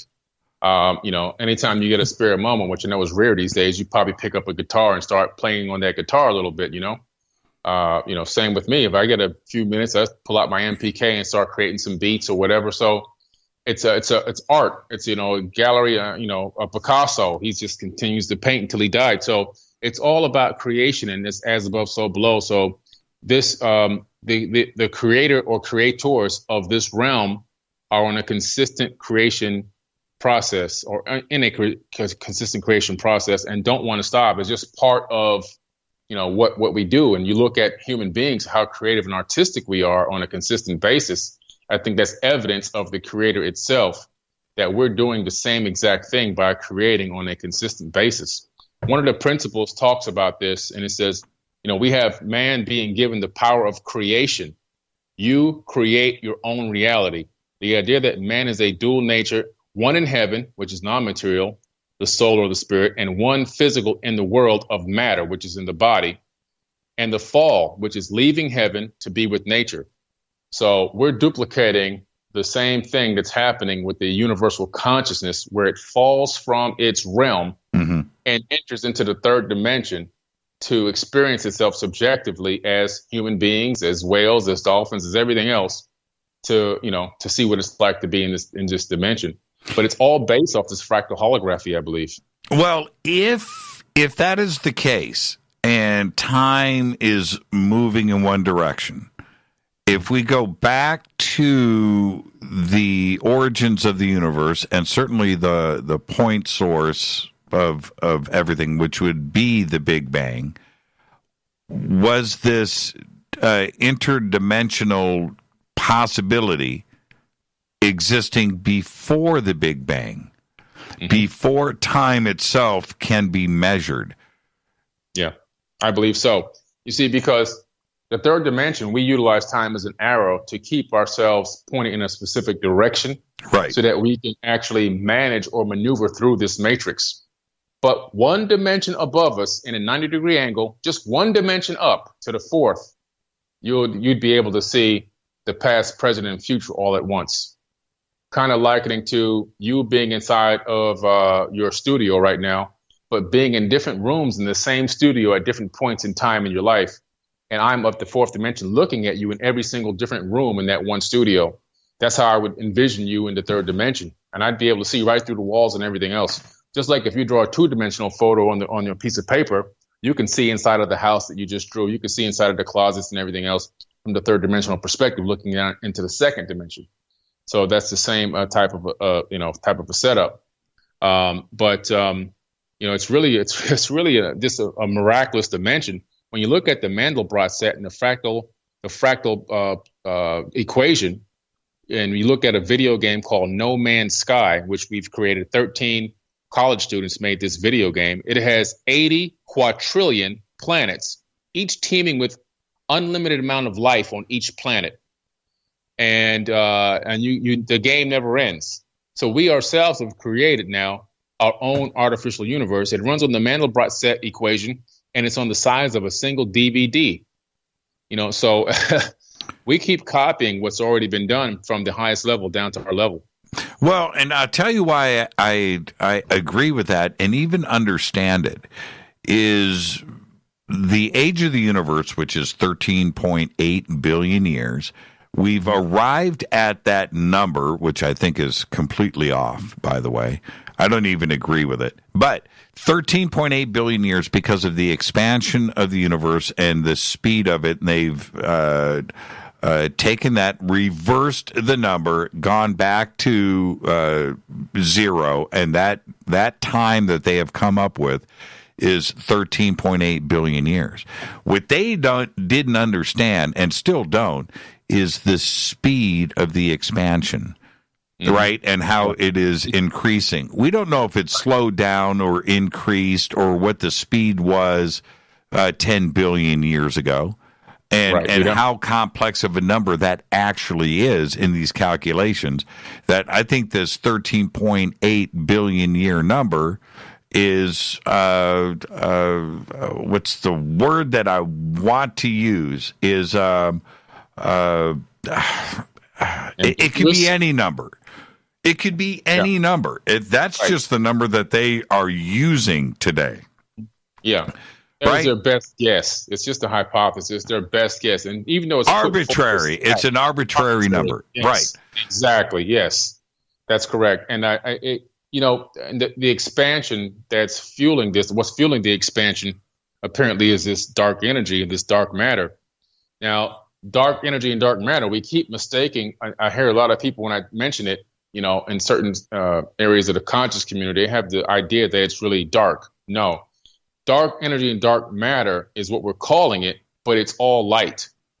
It's electromagnetic waves of light on the frequency level that we can't see with the visible eye, and we're calling it dark. And we can see it now with technology, clumps of it and everything else, but it's all electromagnetic frequencies, which are electromagnetic waves are just nothing but light. So this light energy, this light matrix, this light bubble that we're inside of is expanding, at a real fast exponential rate. It's pretty incredible design. Will it expand to the point when it reaches a specific size that it bumps into another bubble and creates another white hole, and then kickstart a whole nother universe? I mean, we can theorize so many different ways that it continues to propagate, but that's the best part of the creation story. Is we really don't understand much. We're learning more, but in the big story here, we actually know nothing.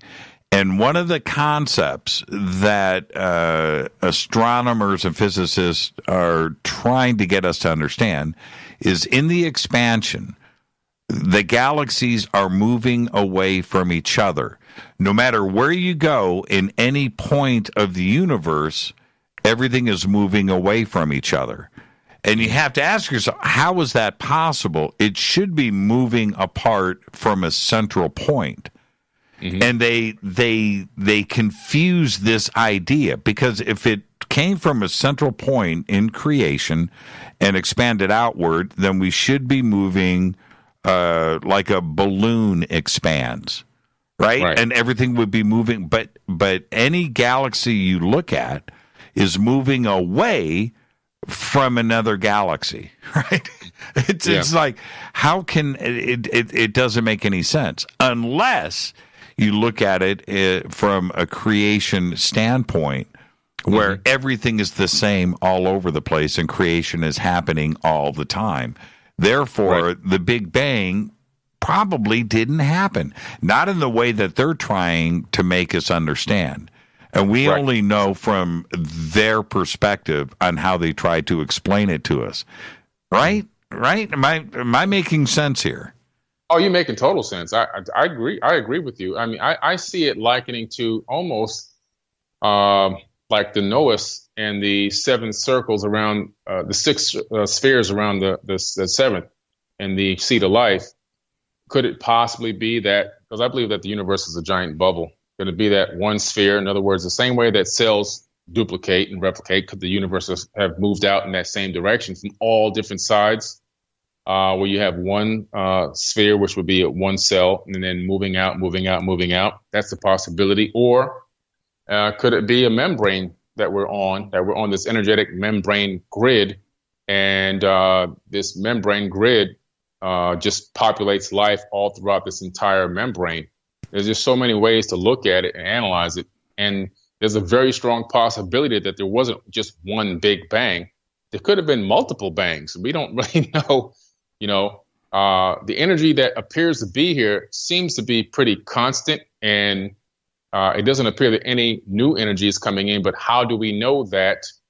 We don't, we're just now getting to the point where we can begin to measure the amount of, or estimate the amount of, solid matter in the universe. But we're still a little ways off. We got a lot more to learn. And in the creation story, and we look at the timeline, and certainly where we are now, right? Again, I'll say we don't know much.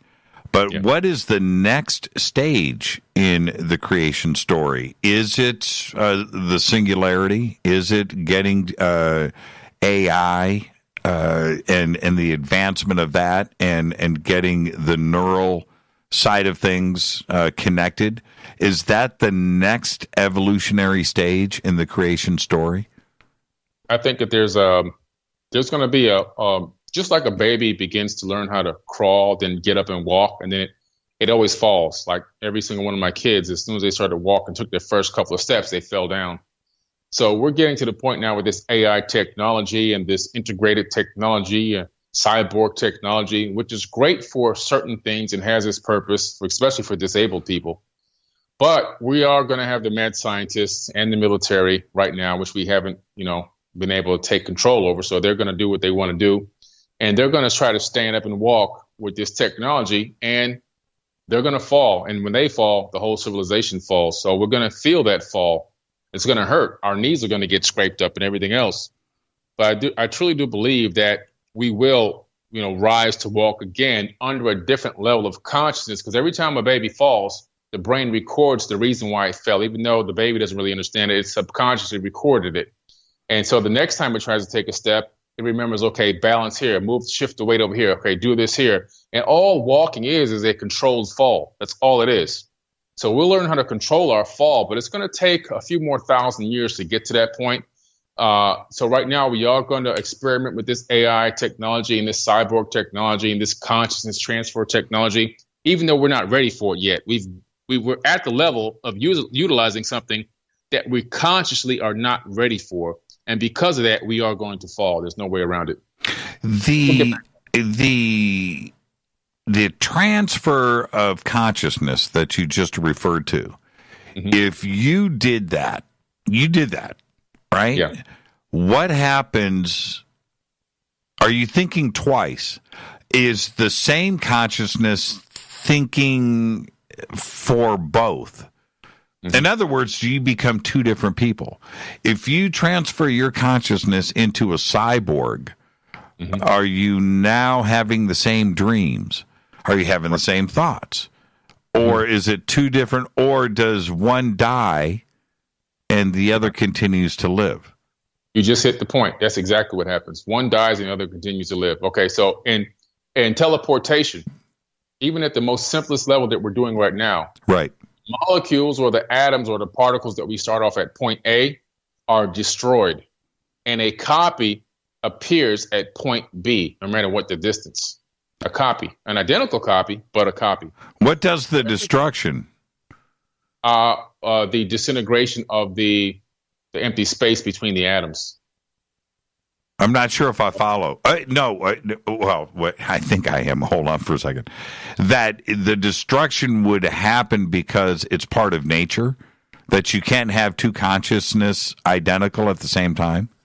Oh, on the conscious level, yes, of course, yeah. So that's what I'm thinking. Just like if you travel back in time, the reason why the grandfather paradox is irrelevant is because if you travel back in time, you end up in a different, universe, a parallel universe. That's why you can kill your grandfather and still have traveled back in time. Same thing with consciousness transfer. The first one is gone. The new one is a totally newly emerged consciousness with aspects of the prior and memory, but is totally a copy. It's a copy. Like if I fax you a document through an old style fax machine, you'll have a copy of what I put in my machine over here. Then I'll take it over here and I'll shred it. Right, it's a facsimile. Okay, So going back to what you had said earlier about the Russians transferring the mind of a monkey onto a computer. Yeah. Does the monkey die? The monkey's died. Yeah, he's dead. Okay, so if DARPA is doing what Michio Kaku suggested on this program 5 years ago, that they've got some soldier, right, somebody from the Army signed up into this program. He goes and sits in the chair, puts on the headset, right, and they transfer his memory, his consciousness onto a hard drive.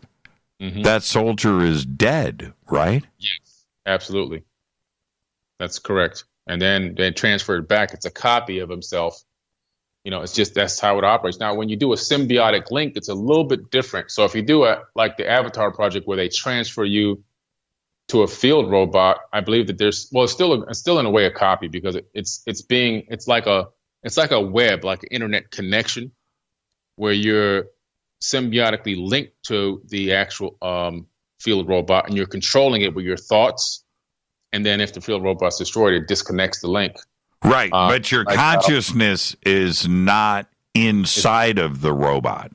Correct. It's not. It's just a link. It's like a internet web link in a way, so to speak, through satellite technology or whatever other technology that they're using. Man, my brain hurts just thinking about this, but that would make a lot of sense. And if the way that a computer creates a simulation, you just brought up No Man's. It's not going to draw every single or have on the DVD every single layer, every single texture, the inside of the building, the hallways, the rooms, the furniture, the floors. It's only creating what you are seeing as you move through the game. Exactly. And that's the same way the real world works. We've now figured that out through quantum physics. That right now, you're in the studio and you're home. It doesn't exist as a solid object. It exists as an electromagnetic wave right now. Yeah, you don't exist to me. I'm not there. Right. I'm not. Exactly. Yeah. Yeah, it would take up too much memory space. You can't know the name or every 7 billion people on this planet, or their homes, or their jobs, and their family, and everything else that's involved. You only know when you interface with them. Mm-hmm. That's exactly. That's about wave-particle duality. Wow, man, that's heavy. All right. By the way, we just took a picture of the first wave-particle duality image where we caught a wave converting into a particle right at the in-between stage of doing it. We took the first photo of it a few months back. Yeah, I saw it. It's incredible. Yes. All right, we're going to do some overtime, Billy. It's our last show of the year, so you stay right there. When we come back, we're going to jump into entropy and the creation story. We'll be right back after this short break. More with Billy Carson next. Stay with us. Overtime.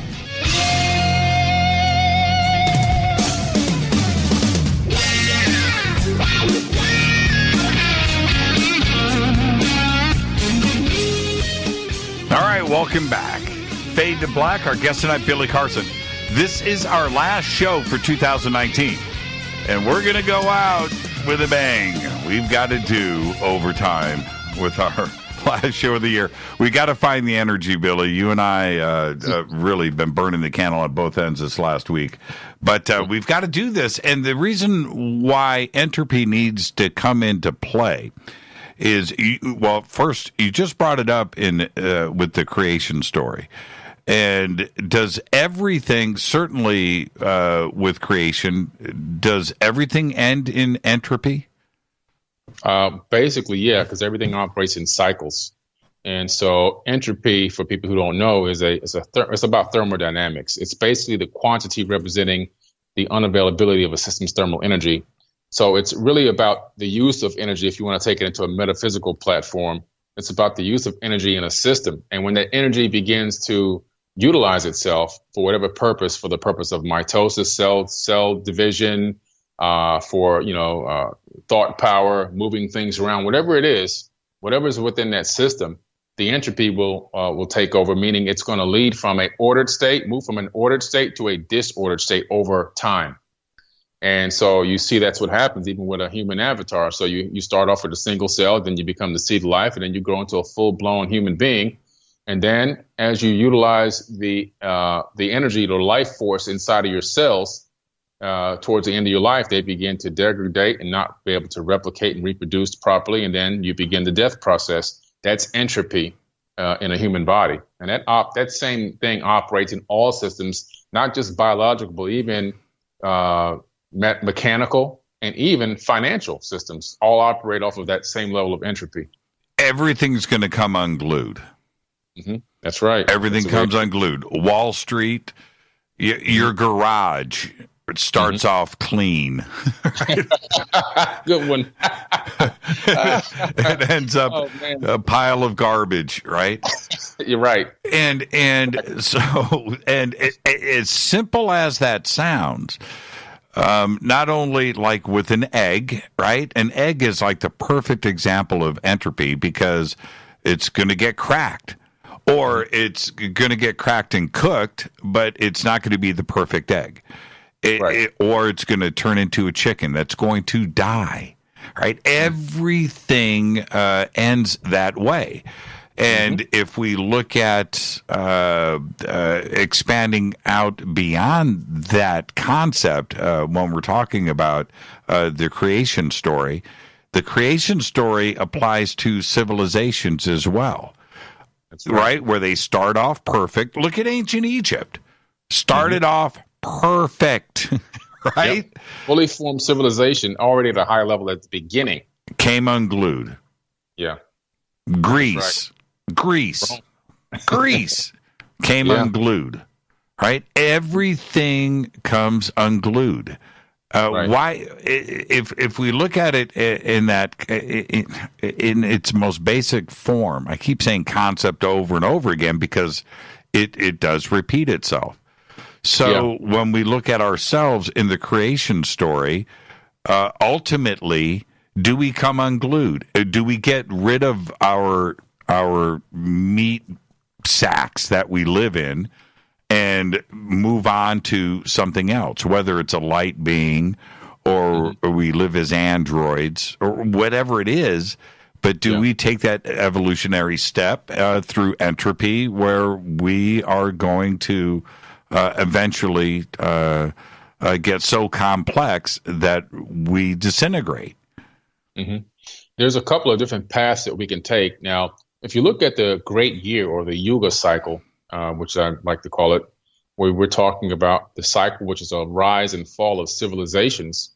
Right now, I think that we're in the Tetra Yuga on the left side of that Yuga sphere, moving up into the Golden Age. But we're at the very beginning, very, very beginning of the Tetra Yuga. We just came out of a Bronze Age. And this cycle is a massive, massive cycle that spans tens of thousands of years, where you have the Tetra Yuga, the Satya Yuga, which is the Golden Age, back into the Silver Age again, down into the Bronze, which is the Dwapara Yuga, and then you have the Iron Ages, which is the Kali Yuga. And we're definitely, to me, in my opinion, on the movement up towards a Golden Age, but that cycle can be seen in every single thing. This rise and fall. You can see the rise and fall of empires, like we just talked about. Right. See the rise and fall of civilizations on an entire planet. You can even see the rise and fall of a solar system. Because why? Because the solar system will form from exploded stardust, formulate, live for trillions of years potentially. And then when its sun runs out of fuel, it will then expand to a red giant and absorb and kill or destroy all of those planets, and then destroy it, and then internalize it and destroy itself, or turn into a black hole and suck everything in. Either way, there's entropy permeates throughout the entire universe in every system and all systems. And people will come back through the reincarnation cycle. Some will come back into another avatar body, maybe not even on this planet, but some adepts, people that are true initiates that have consciously become ascended masters, could potentially ascend their light being to another dimension, even another realm, according to some of the ancient texts, and not be stuck back into the reincarnation cycle in this third dimension.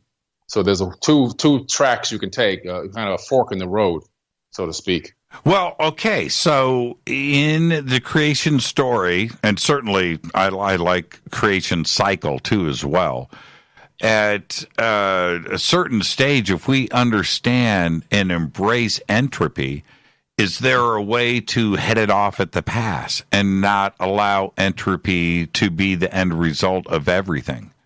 Oh, wow. That's part of a movie that I'm working on right now.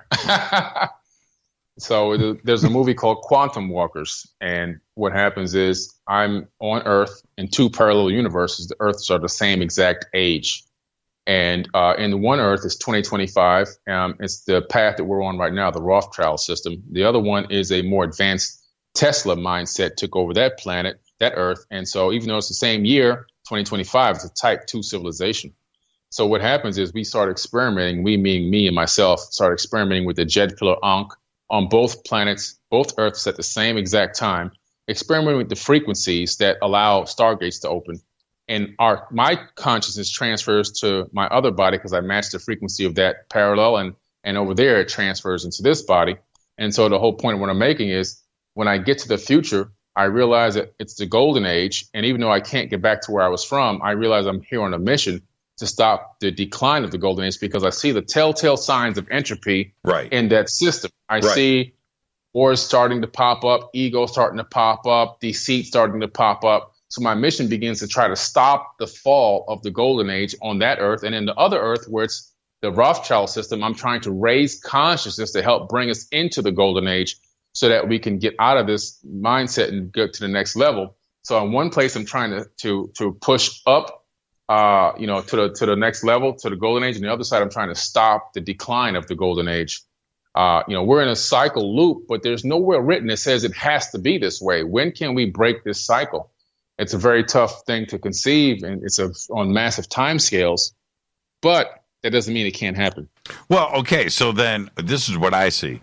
In the Tesla world, focusing back and trying to change things in the Rothschild world, I like the way that you put it, that entropy ends up happening anyway in the Tesla world because of the focus of trying to help the other world, and then entropy hits on the other one, and then you're going through these cycles, right? And inevitably, entropy always wins. Right. That's the problem. And it's something that we have not been able to overcome. And it's just as simple as understanding the output of energy. Once energy begins to output itself and move, it transforms into something else. So, for example, if I take the energy inside of my arm and use it to pick up the phone, my cell phone, I have now transferred that energy into lifting something that was normally going to stay inside of my body if I didn't decide to do that. So energy keeps transforming around us on a consistent basis. And because of that, things become more disordered. So if I put my cell phone down in a different area, in a spot where it's not supposed to be, I just created a little bit of entropy, a little bit of disorder just happened. So that's what it's all about. And oh man, it's like Father Time. Father Time never lost a battle. ever. And nature's always going to win. And if we look at it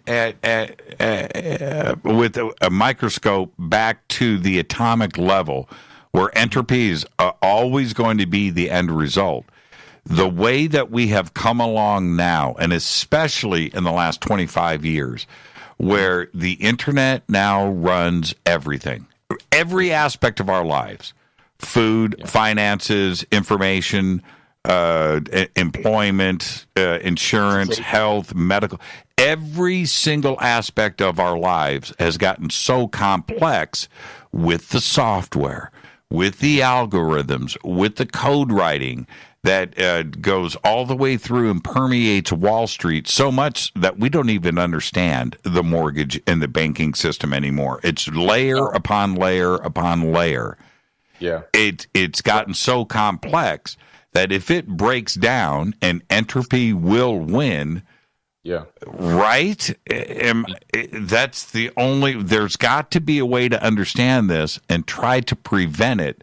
But if it collapses, if the internet collapsed today, we're done. We're done. Yeah. We're done. As a planet, we're toast. We wouldn't, we're like 2 weeks of survival. Right, exactly. That's why I built the underground shelter, Fort Terra Nova, back in 2012. That's all I was on the History Channel for that Nostradamus episode. They found out about my shelter that I built because I foresee within the next 250 years, and it can happen at any time, there will be a severe economic collapse based on a geological disaster or a technological disaster. And I'm probably leaning more towards a technological disaster. I'm thinking possibly an EMP strike, which would knock out all electronics, and which would be the internet and everything else, unless you have a 1972 Ford something with a solenoid in it instead of a digital ignition. Right, you toast. And I think that that's another form of entropy that could possibly happen on this planet. And at some point, the economic system will completely collapse because it just has to. That's just the way. Look, Rome didn't persist forever. Like you said, none of these civilizations will persist forever.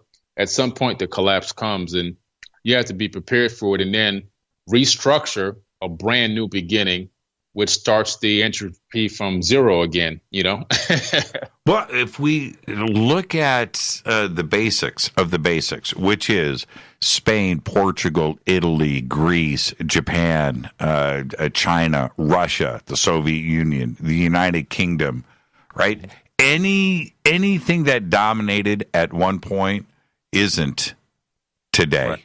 And if anyone, and the United States is so young, the rise and fall of the Soviet Union, okay, all right. Germany, okay, we see that. France, we see it over and over again. And the United States being in its position right now, it can't last forever. And would it come from inside like it did with all of these other great civilizations and empires that rose and fall? Or would it be something not necessarily directly from the United States that would cause our collapse, but it would be everything all at the same time, right? Yeah. Across the planet and around the globe. Mm-hmm. It could be, the reason why the United States tries to dominate other countries and keep its boot on everybody's neck is because once any one of these third world countries are able to rise up technologically and become a force in space technology and other things, then they can rival the United States and they can rival the fiat currency system. So we keep our boot on everybody's neck to keep them down so that we can control and maintain dominance. And so, the reason why the United States is a dominant force is because we literally control space. There's nothing that can happen in space without our consent. That's right.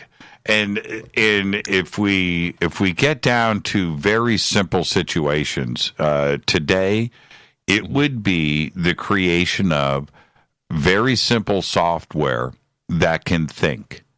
And the first country, the first person that crosses that line, software that could overtake our military software, right? That could stay one step in front of, control the satellites, control information, control the internet, control manufacturing, control agriculture. And it would be simple software, by the way. It doesn't have to be advanced. It just has to know how to think. Right. That's it. That's it. And computers, that's what's going to happen. And that country will be the winner in the end.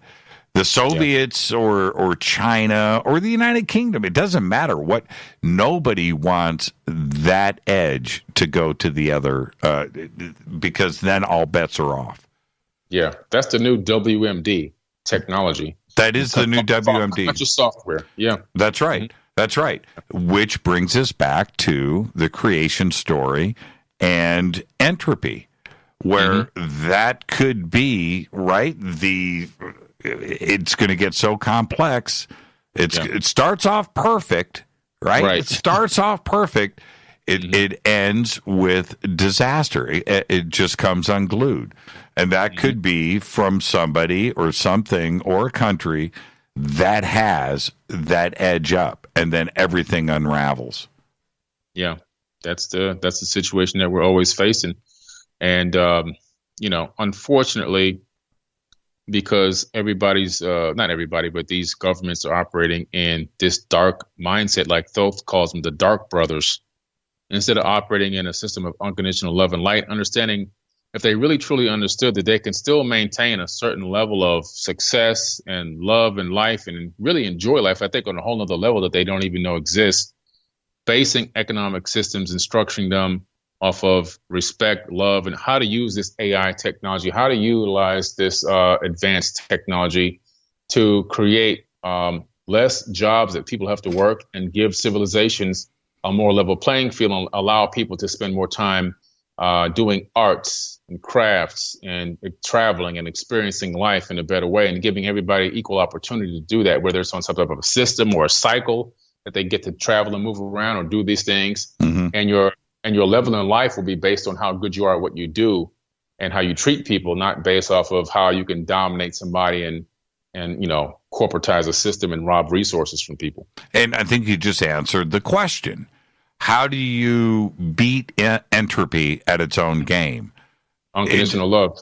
Exactly. Instead of advancing technology at a rate that we can't even control or understand, you take that knowledge that you have of the technology and back it back up to a more simplified situation. Let everybody else come unglued, right? Yeah, exactly. But because we took a step back and understood the individuality of things, local farming, local logistics, right? And not having every power plant and electrical grid tied into the internet, because if it goes down, it all goes down. But back up. Like all your eggs in one basket. Oh, yes. God. Yeah. Instead of having all your eggs back to entropy, right? Having all your eggs in one basket, make it individualized and localized down to the family and the individual level and grow it from there. And if you embrace that concept, if one little thing collapses, it doesn't affect everything else. Right. Exactly. I think the Anunnaki knew about the dangers of artificial intelligence because they had the capability of creating very sophisticated machines that can travel through space to other planets. Yet and still, when it came down to the point of creating a worker race, instead of creating robots or androids, they decided to genetically modify a hominid that they can control. So I think even they realized the dangers of artificial intelligence and robotic software to the point where they probably have maybe learned their lessons in the past and survived it. The concept of automation and certainly self-driving cars and, what Elon Musk is, his vision of the future, if you don't buy a Tesla, you're going to miss out because that's the future. You know what? That the automation driving grid, if that goes down, you know who wins? The dude that's got a bike. Right. He's gonna pedal right past your Tesla. Right. Because if the system goes down, right?